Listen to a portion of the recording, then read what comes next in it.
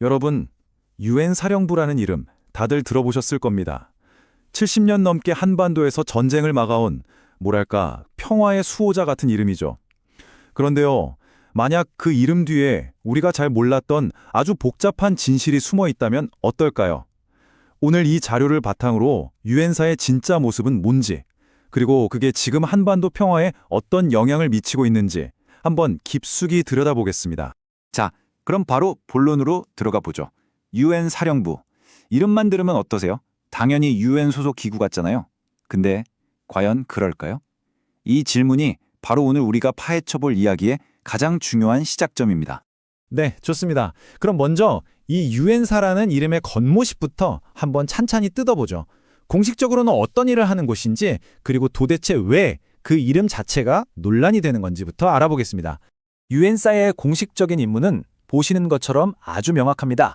1953년에 맺어진 정전협정을 관리하면서 한반도의 정전 상태, 그러니까 전쟁이 멈춘 상태를 계속 유지하는 거죠. 아마 여기까지는 대부분이 알고 계시는 내용일 거예요. 자, 그런데 바로 이 지점부터 이야기가 정말 흥미로워집니다. 관련 자료들을 깊이 파고들어서 그 속을 들여다보니까 우리가 생각했던 것과는 전혀 다른 모습이 드러나기 시작하거든요. 핵심은 바로 이겁니다. 자료에 따르면요, 유엔사는 이름만 유엔일 뿐 유엔의 공식적인 산하기구가 아니라는 겁니다. 다시 말해 유엔 본부의 지휘나 통제를 받는 조직이 아니라 사실상 독립적으로 운영되는 별개의 조직이라는 거죠. 이 문장 하나가 지금 상황을 가장 잘 보여주는 것 같습니다. 자료에 인용된 김준영 전 의원의 말인데요. 유엔 사령부라 쓰고 미군이라 읽는다. 정말 유엔이라는 이름 뒤에 가려진 실체를 정확하게 꿰뚫어 본 표현이죠. 그럼 그 근거가 뭘까요? 자료를 보면 아주 명확해요. 유엔사는 유엔한테서 예산을 단 한 푼도 받지 않고요. 유엔의 감시도 받지 않습니다. 심지어 유엔의 공식 승인조차 받은 적이 없다고 해요.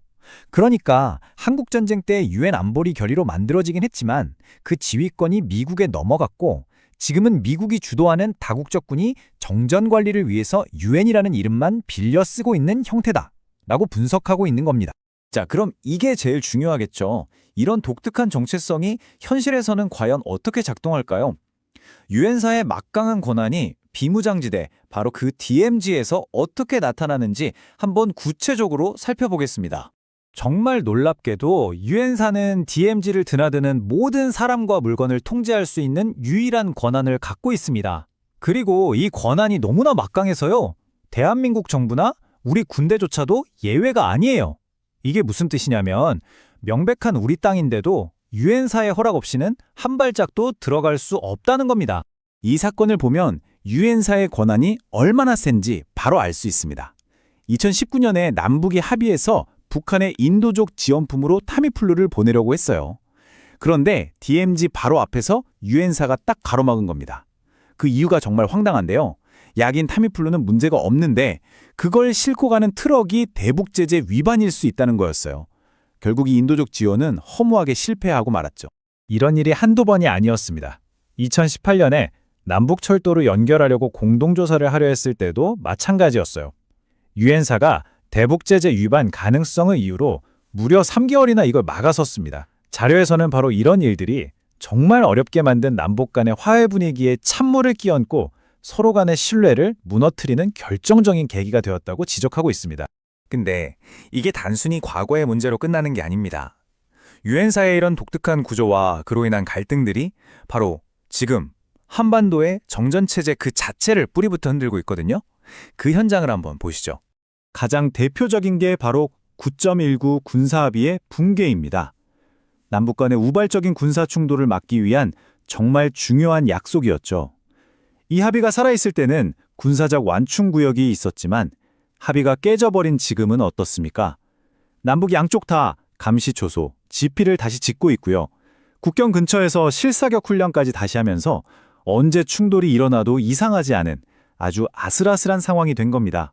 여기에 더해서 최근에는 정말 극적인 변화까지 나타나고 있습니다. 북한이 군사 분계선을 따라서 아예 물리적인 장벽, 그러니까 담을 쌓기 시작한 거예요. 그러면서 거기를 더 이상 임시 분계선이 아니라 완전한 국경선이라고 부르고 있습니다. 이건 DMZ라는 공간의 개념 자체를 뒤엎는 굉장히 중대한 사건입니다. 그리고 이 움직임 생각보다 훨씬 빠르게 진행되고 있습니다. 한 언론 보도를 인용한 자료에 따르면요. 올해 말까지 이 장벽의 무려 75%가 완성될 거라고 합니다. 70년간 유지되던 정전체제가 물리적으로 변하는 게 이제 정말 눈앞에 현실이 된 거죠. 자, 그렇다면 이 노된 상황이 우리를 어디로 내려가고 있는 걸까요? 지난 70년 동안 어떻게든 또 다른 전쟁을 막아왔던 이 정전체제는 과연 이대로 괜찮은 걸까요? 한번 정리해 보겠습니다. 유엔의 탈을 쓴 미군이라는 복잡한 정체성을 가진 유엔사가 관리해온 낡은 시스템. 거기에 이제는 북한이 직접 물리적인 장벽을 쌓아 올리는 역사상 한 번도 없었던 도전에 직면하면서 그 기반 자체가 흔들리고 있는 겁니다. 그래서 마지막 질문은 바로 우리 모두에게 남겨진 것 같습니다. 지난 70년간 정말 위태롭게 이어져 온 이 정전체제, 과연 이대로 계속될 수 있을까요? 어쩌면 한반도의 미래 전체가 바로 이 질문에 대한 답에 달려 있는지도 모르겠습니다.